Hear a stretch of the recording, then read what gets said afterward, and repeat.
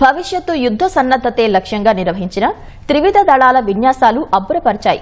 ప్రచండ్ ప్రహార్ పేరుతో నిర్వహించిన విన్యాసాలు నిఘాతో పాటు దాడి చేసే సామర్థ్యం, వేర్వేరు మార్గాల ద్వారా ఎదురయ్యే ముప్పును నియంత్రించే సామర్థ్యాన్ని చాటాయి. అత్యంత ఖచ్చితత్వంతో లక్ష్యాలపై దాడులు చేసినట్లు పేర్కొన్న సైనికాధికారులు, సైనిక దళాలు ఉన్నత స్థాయిలో ప్రతిభా పాటవాలను ప్రదర్శించినట్లు ప్రశంసించారు.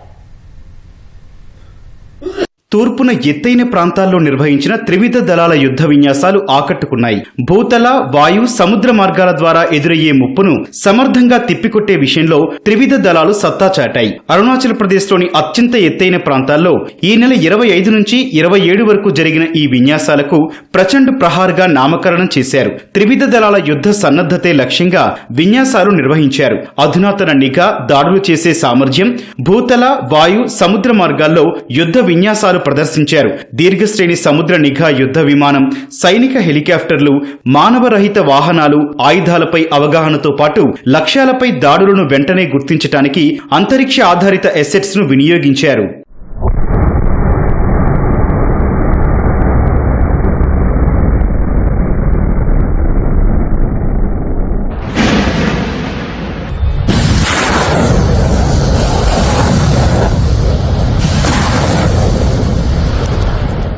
జెట్ ఫైటర్లు, దీర్ఘశ్రేణి రాకెట్ వ్యవస్థలు, మధ్యశ్రేణి ఫిరంగులు, డ్రోన్లు, సైనిక హెలికాప్టర్లు లక్ష్యాలను గుర్తించిన వెంటనే దాడి చేసినట్లు అధికారులు తెలిపారు. ఆధునిక యుద్ధ పరిస్థితులకు అనుగుణంగా విన్యాసాలు నిర్వహించినట్లు చెప్పారు. ఈ విన్యాసాలను సమీక్షించిన ఉన్నతాధికారులు సైనిక దళాలు ఉన్నత స్థాయి ప్రతిభా పాటవాలను ప్రదర్శించినట్లు ప్రశంసించారు. వైమానిక దళం ఆస్తుల ప్రదర్శన లక్ష్యంగా 2024 నవంబర్లో త్రివిధ దళాల యుద్ధ విన్యాసాలు నిర్వహించారు. వాటికి కొనసాగింపుగా ఇప్పుడు ప్రచండ్ ప్రహార్ విన్యాసాలు నిర్వహించారు. నిఘా ఉంచడంతో పాటు దాడి చేసే సామర్థ్యం, ముప్పు నియంత్రణను ఈ విన్యాసాలు ధృవీకరించాయి.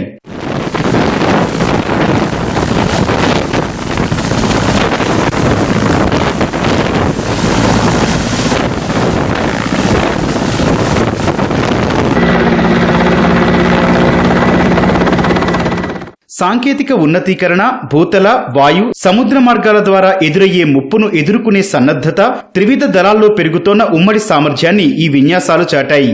వ్యూహాత్మక సరిహద్దుల వెంట భద్రతా సవాళ్లు ఎదురైనప్పుడు అవసరమైతే నిర్ణయాత్మకంగా ప్రతిస్పందించే విధంగా త్రివిధ దళాల సంకల్పాన్ని ఈ యుద్ధ విన్యాసాలు బలపరిచాయి.